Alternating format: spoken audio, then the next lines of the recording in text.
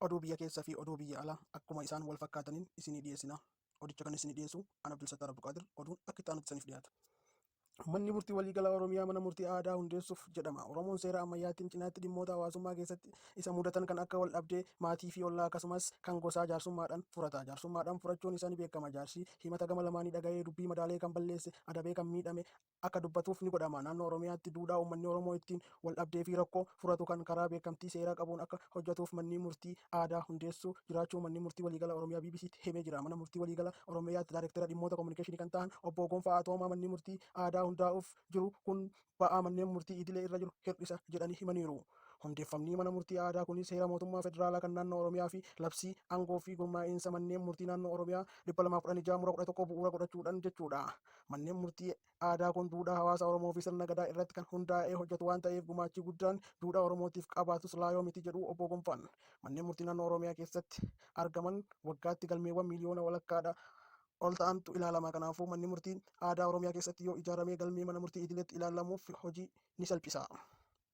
Torbee tokko keessatti meeshaaleen kontorbaandii birrii miliyoona 75 fi 200 fi 75 tilmaamamu to'atameera. Torbee tokko keessatti meeshaaleen kontorbaandii birrii miliyoona 75 fi 200 fi 75 tilmaamamu to'atamuu ministeerri galiiwwanii beeksisaniiru. Meeshaaleen kontorbaandii biyyarraa bahuuf turan buna kuntaala 312 maallaqa biyyoota garaagaraa baala sammuu nama adoochuu qorichaa meeshaalee waraanaa elektirooniksii fi meeshaalee jijjiirraa uffata garaagaraa fi loon gaafaa keessatti ni argamu. Meeshaaleen kunneen daddabarsaa kan turan namoonni 13 to'atamaniiru. Ogeessi kaameraa tajaajila oduu Rooyitersiif gabaasu yookaan ogeessi kaameraa tajaajila oduu Rooyitersii Kumaaraa Gammachuu Kamiisa galgala miseensota poolisii federaalaa mana jireenya isaatti akka fuudhamee hidhamee maatii himaniiru. Waggoota 10f dhaabbata Rooyitersii fi ogeessa kaameraa ta'uun kan hojjete gaazexeessaa Kumaaraa Gammachuu jimaata darbe mana murtiitti dhiyaachuun isaa himameera. Manni murtii guyyaadhuma kana poolisiif qorannoof guyyoota 14 heeyyamuu isaa kan hime dhaabbatni Rooyitersii akka ittiin shakkame garuu baree hin jiru jedha. Kumaaraan buufata poolisii federaalaa Finfinnee naannoo Meksikoo jedhamu jirutti kophaa isaa kutaa qorruu keessatti hidhamee akka jiruu fi hidhamtoota kaanitti makamuu gaafate akka didame BBC'n odeeffateera. Gama mootummaa Itoophiyaatiin hidhaa gaazexeessaa Kumaaraa Gammachuu ilaalchisee wanti jedhame hin jiru. Sababa duula olaantummaa seeraa kabachiisuun adda citee kan ture tajaajilli baankii magaalaa Maqaleetti eegalu kantiibaan magaalichaa obbo Ataakilt Hayilee Sillaasee beeksisaniiru. Firiin qormaata naannoo kutaa 8ffaa magaalaa Finfinneetti ifoomee firiin qormaata naannoo kutaa 8ffaa magaalaa Finfinneetti ifoomuun bulchiinsi magaalichaa beeksiseera. Barattoota qormaaticha fudhatan keessaa barattooti parsantii 80 gara kutaa itti aanutti darbu biiroon barnoota magaalaa Finfinnee ibseera. Barattoonni firii qormaatichaa guyyaa boruu irraa eegalanii manneen barnootatti ilaalachuu akka danda'u biiroon barnoota magaalaa Finfinnee beeksiseera. Manni maree naannoo Beenishaangul Gumuz boru yaa'ii ariifachiisaa akka gaggeessu ibseera. Itti aantuun afyaa'ii mana maree naannichaa addee Alminaash Yibaas akka ibsanitti manni marichaa boru magaalaa Asoosatti yaa'ii ariifachiisaa ni gaggeessa jedhaniiru. Manni marichaa dhimma Matakkal xiyyeeffannoon akka ilaalu himaniiru. Akkasumas dhimmoota naannoo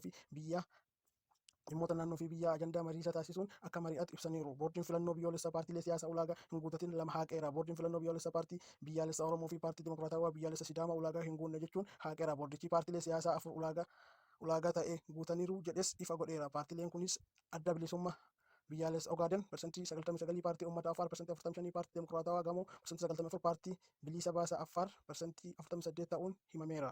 Jiraattota naannoo daangaa Itoophiyaa fi Suudaan kan dhiyeenya kana sochii waraanaa keessatti mul'atu jira. Tanirraa miidhaan wayita qaqqabu namoonni hedduun qe'ee isaaniirraa buqqa'uu bulchiinsi godina Gondar lixaa beeksiseera. Biyyi Suudaan gama kaaba lixaa Itoophiyaa daangesse lafa daangaa biyyoota lamaan daangessu kanatti lafti magariisa qonnaaf oolu biyyoota lamaan waggoota dheeraaf wal dhabsiisaa tureera.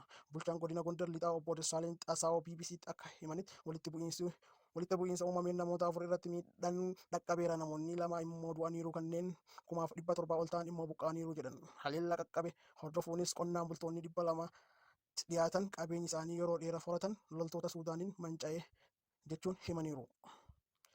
Injifataan dorgommii pireezidaantii USA Joon Baayiden ejensiiwwan nageenyaa biyyaalessaaf murteessoo ta'an sirna bulchiinsa Tiraampii harkatti akka miidhamaniiru jedhaniiru. Baayiden gareen isaanii aangoo fudhachuuf yeroo torban 3 wayita hafetti odeeffannoon barbaachisoo kanneen akka muummee ittisa biyyaarraa yeroo yeroon dhiyaachuufiin irra jiru gahaa akka hin jirre komataniiru. Baayiden ammajjii 20 aangoo kan fudhatan yoo ta'u, Tiraamp injifatamuu isaanii amanuu didanii turani. Filannoo kanaan injifachuun isaanii ergaa ibsamee akka sirna biyyattiitti odeeffannoowwan murteessoo nageenya biyyaan wal qabatan argachuu kan qaban ta'us torbaanotaaf odeeffannoon kun dhiyaachaafi hin turre. Itoophiyaa fi Jibuutiin daandii tajaajilawwan buufataa fi bakka konkolaattonni dhaabbatan fooyyessuuf waliigaluu isaanii himaniiru. Jibuutiitti Ambaasaaddarri Itoophiyaa Birhaanuu Tsaggaayee dura taa'aa buufata daldala bilisa idila addunyaa Jibuutii obbo Abubakar Umar Haajii waliin tajaajilli daandii tajaajilawwan buufataa fi bakkee dhaabbii konkolaataa Itoophiyaa fi Jibuutii jidduu jiru fooyyessuuf walii galaniiru. Ambaasaaddarri Birhaanuun dinagdee biyyoota lameenii guddisuu fi gumaacha olaanaa kan qabu daandiiwwan daakii hanga daaguraa ariitiin ijaaramee akka xumuramuu fi hordoffiin akka barbaachisu himaniiru. Hojii ijaarsa daandichaa kan hafe kiiloomeetirii 80 yoo ta'u yeroo gabaabaa keessatti eegaluu fi haala dandeessisu irratti mari'ataniiru. Dabalataan buufata hunda galee dooraalee fi koontiinara terminaalii Jibuutii sarara baaburaa Itoo Jibuutii waliin wal qunnamsiisuun dandeettii tajaajila buufata fooyyessuu fi yaada wal jijjiiraniiru. Akkasumas gama Jibuutiin buufata gaazii Horaayizaayin fi gama Itoophiyaan gara sarara baaburaa Itoophiyaa Jibuutii Awaashitti wal qunnamuu kuusa gaazii hundeessuuf walii galaniiru.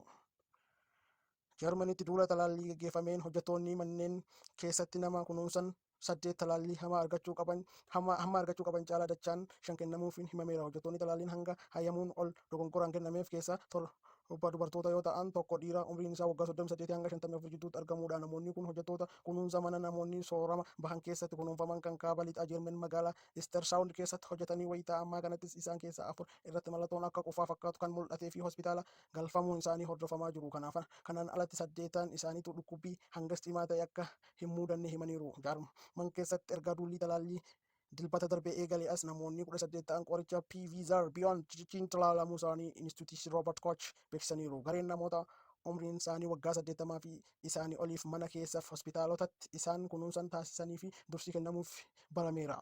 Madda oduu Jarman NTV'n BioNTech eeruun akka himametti yaalii isaanii dura keessatti namoonni fedhiin hirmaatan muraasni qoricha doozii 30 mcg kennamuu qabutti garuu hanga maayikiroograamii 100 fudhachiisuun himameera. Dooziin baay'annee fudhatames namoota dhukkubbiif kan hin saaxille ta'uu himameera. Godina Oomoo dhiyaana Beerootti baala ibiddaa qaqqabeen qabeenyi tilmaamama birrii miliyoona 500 fi miliyoona 86 fi 142 qabu barbadaa'eera. Balichi kan qaqqabee kaleessa galgala yoo ta'u manneen jireenyaa 1,000 fi 840 manneen daldala 547 waldaalee warqii 37 maashinoonni warqee 109 barbadaa'uun bulchaan aanaa Beeroo obbo Doontes Beekees faana Broadcast Cooperative himaniiru. Ka'umsi balicha ibiddaa mana rifeensaa keessatti ka'een ta'uu himaniiru. Kutaa magaalaa Aqaanqii Qaallitti aanaa Duwwaa 8 mana barnoota Daraartuu Tulluu dugda duubatti har'a guyyaa keessa sa'aatii 8:30 daa'imman 2 daa'imman boombii kufe argame osoo tuttuqanii dho'uun lubbuun daa'ima tokko yoo darbu tokko ammoo miidhaan qaama qaqqabu ragaan koomishinii poolisii magaalaa Finfinnee irraa argame ni mul'isa. Ammaaf oduun nu qabnu